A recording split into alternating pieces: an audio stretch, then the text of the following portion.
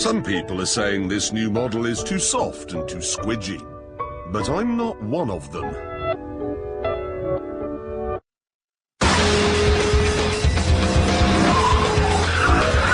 The fact is that last year we showed the two-door coupe version was way faster round a track than its rivals from Audi and Mercedes. And now your children can have their spleens crushed as well, because this is the new four-door version. It has the same equipment as the coupe we tested. It has the same butch front end, and despite the extra weight, the performance is almost identical as well. Of course, with the two extra doors and a bigger boot, incidentally, you would expect the Saloon to be more expensive than the coupe, and it isn't, actually. This is 49,000, so it's 1,400 quid less. This, then, is a brilliant car. The obvious choice for the family man who has a light, but wants to keep it under his bushel.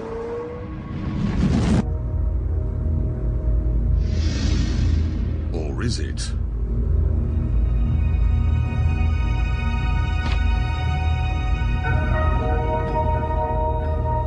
Because now there's a new kid on the block. This, the Lexus ISF.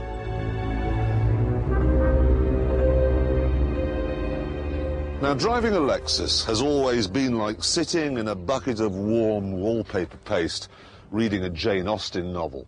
But with this one, they claim they've built an M3 killer.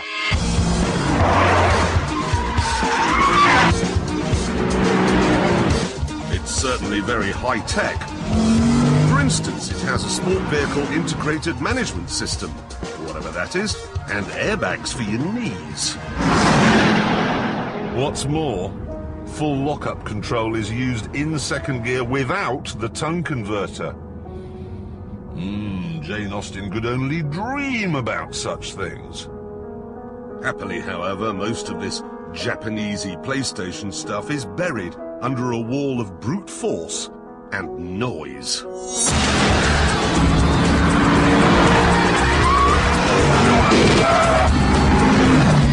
It has a massive 5-litre V8 engine, which produces about the same amount of power as the M3, but more torques. It is, however, 100 kilograms heavier. So let's see how the two of them get on in a drag race.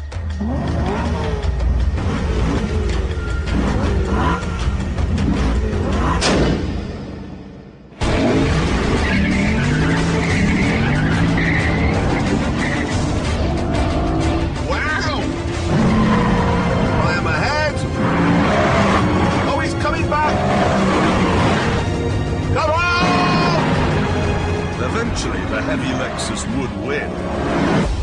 Because while the BMW is limited to 155 miles an hour, the ISF will keep going all the way to 168.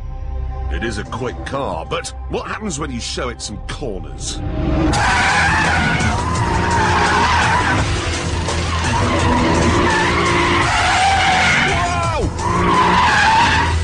As you can see, I'm now behind the M3, which is being driven by touring car racer Tom Chilton. So let's see if he can get away from me. This is so completely out of character for a Lexus. It's like Mr. Darcy coming out of the lake and then machine gunning a fluffy kitten for fun. Hard on those brakes. These brakes are good too, I've got to be honest.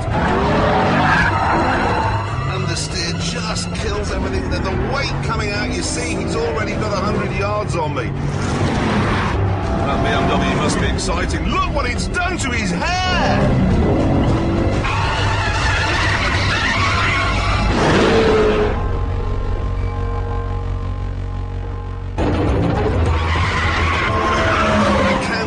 But I have to work so much harder because this is just not quite as composed as the Beamer. So what about price?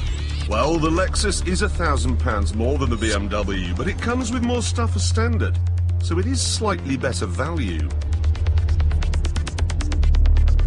The Lexus also has slightly more space, a slightly bigger boot, and a dashboard from the pages of science fiction.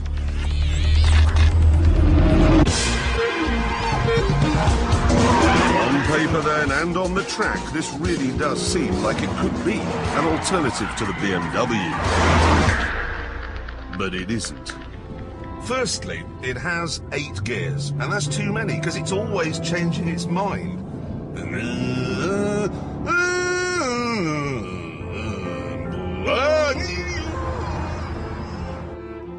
Then there's the styling.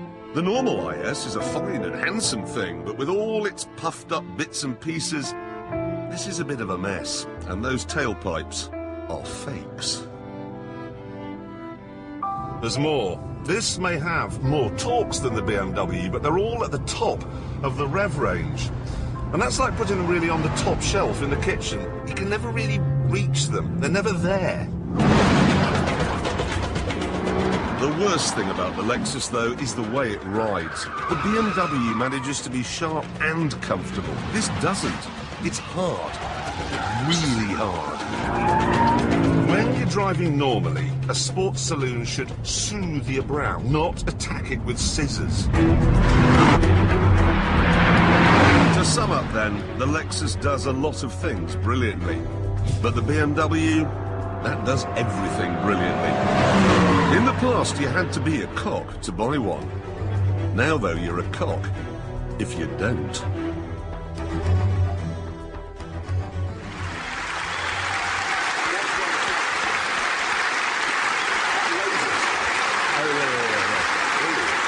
Let me make sure I've got this absolutely right. Cocks are now driving Audis. Yes, I had one right up my chuff this morning on the... on the A3 on the way down. No, it was this close. So what do you have to be to drive a Lexus? A dork.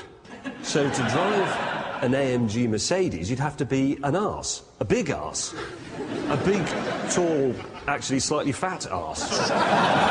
You're being Captain Horrid. Yes, I am. And we haven't time to explore this new trait of your personality because it is time now to put